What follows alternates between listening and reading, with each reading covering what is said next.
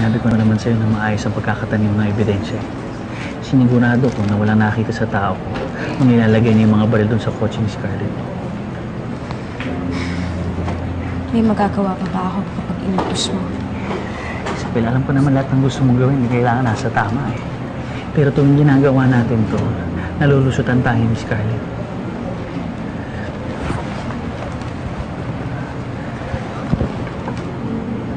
Ito. Tignan mo ito. Ito yung tagumpay ko. Scarlett Mercado, you are under arrest for illegal possession of firearms. Wala kayong karapatan gawin sa akin to! Ito mo? Hindi! Scarlett! Scarlett!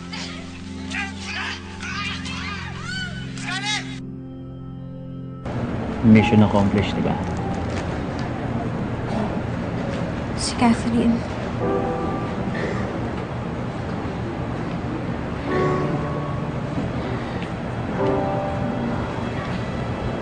Parang nagbago ang mood mo. Naapektuhan ka ba dahil kay Catherine o kay... Kay Catherine.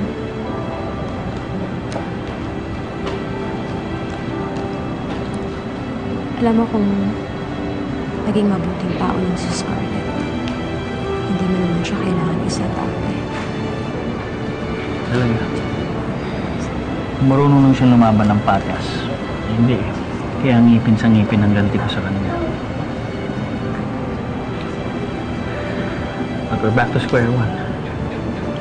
Umpisa tayo ulit sa pagpapalubog kay Scarlett. But I promise you, Isabel, hindi ako titigil. Gagawa pa rin ako ng paraan para makalabas ka dito kagad. Salamat, Benedict. Pero kung mabagal yung pag-usad ng kaso ko, dito lang ako. Aantayin ko si Scarlett na makapasok dito. At paghahandaan ko yun.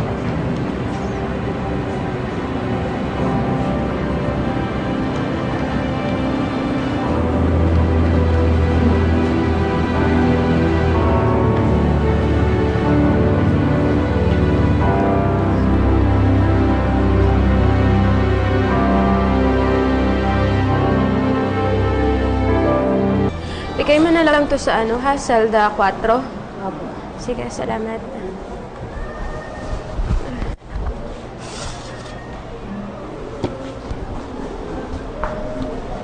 Balot niyo to ha. Ito yung susunod niya, mainit. Isabel, ito na yung order mo. Pakilagay na lang dyan. Nga pala, pinapa-follow up sa akin yung warden yung order na pandesal para kay Go. Ay, oo. Ibe-bake na namin ngayon yun. Oh, sige, sige. Let me know na lang pag okay na, ha? Para papadala ko agad. Sige, thank you, sir.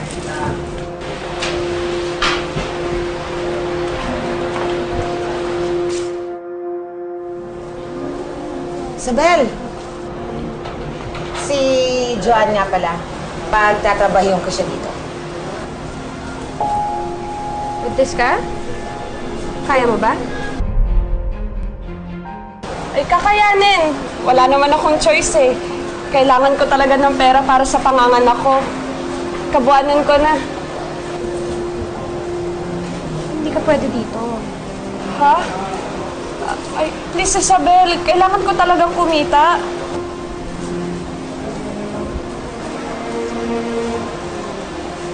Ganito na lang. Ako na lang sasagot ng panganganak mo, ha? Talaga? Naku, maraming salamat, Isabel. Narinig mo yun? Swerte mo, Joanna. Para kang tumama sa sugal. Isabel, baka talaga. Eh, wala yun. Naranasan ko rin kasing magbuntis, tas walang-wala din ako. Kaya nakaka-relate ako sa feeling mo. At dahil dyan, may good news ako sa'yo. Tumawag si Benedict. Ay ako nang sumagot kasi alam ko naman busy ka dito sa bakery. Ngayong araw na daw dadalhin dito si Scarlett. Good news nga yan.